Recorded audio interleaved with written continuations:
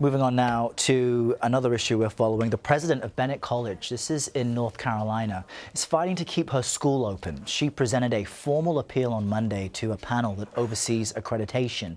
Bennett College is one of the nation's 2 historically black colleges for women. It's been on probation for 2 years for long-term financial instability and now faces a possible loss of accreditation.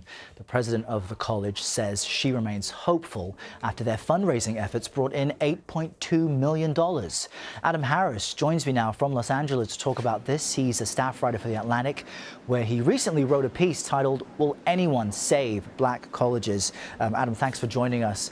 In your piece, you mentioned that Bennett College needed to raise $5 million to survive. They've surpassed that, but will it be enough?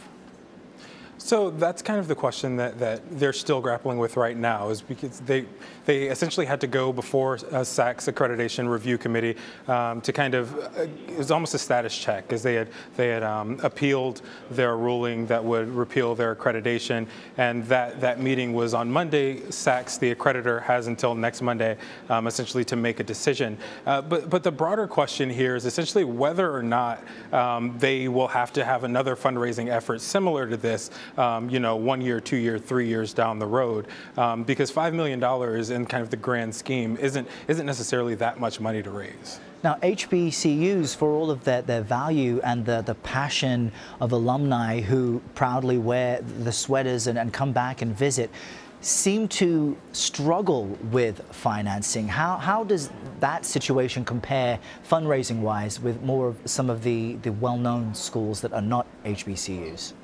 Well, it should be noted that HBCUs have kind of been historically underfunded, and they tend to serve a population that doesn't come from necessarily a giving culture. You see most students at HBCUs coming from low-income households. They serve a disproportionate amount of students from low-income households.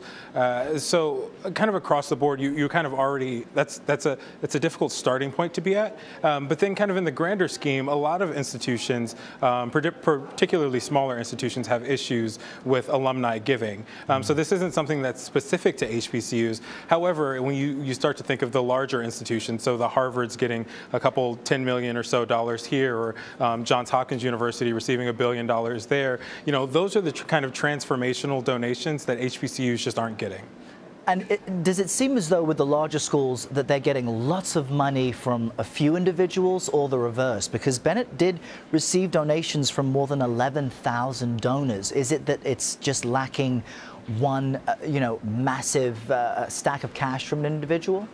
Yeah, it's not necessarily saying that they need to get those massive donations. It just helps, because the thing with giving is typically you need sustained giving. And so those 11,000 people who donated to this kind of flash campaign, it's more difficult to transition them into people who are going to give on a consistent basis. So, if Michael Bloomberg, for instance, he gave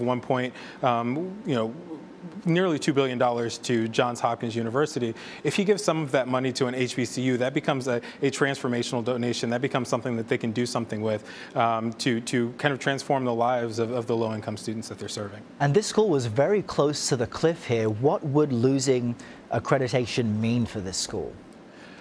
Typically, losing accreditation means that you're cut off from federal financial aid funds, and a lot of institutions kind of rely on those federal dollars, either whether they be from Pell Grants or student loan money, federal student loans, for their students to be able to pay for their education. Of course, there are other ways, private loans and things of the sort, that students may still be able to get, but that's essentially kind of siphoning them off from this essential kind of bit of funding that they would need to survive.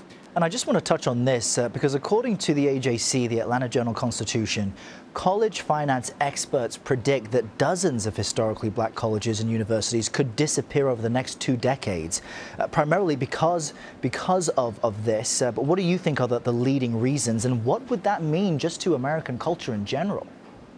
Well, we've seen kind of through history HBCUs that haven't been able to make it. But in recent years, you've also seen a lot of small liberal arts colleges struggling. There's kind of these criteria that make a struggling college. They have fewer than 1,000 students, or a small endowment, or they're in a rural area, or they have a high tuition discount rate. And there are a lot of liberal arts institutions and small institutions that fall into that bucket. So HBCUs just kind of aren't exempt from some of these broader issues that are affecting colleges, but they also don't have that network or bevy of wealthy donors who are able to help them out in a bind. Yeah, more likely to suffer from the ebbs and flows of financing. Adam Harris, great to chat with you. Be sure to read his article, Will Anyone Save Black Colleges, in The Atlantic. Thanks for your time. Thanks so much for having me.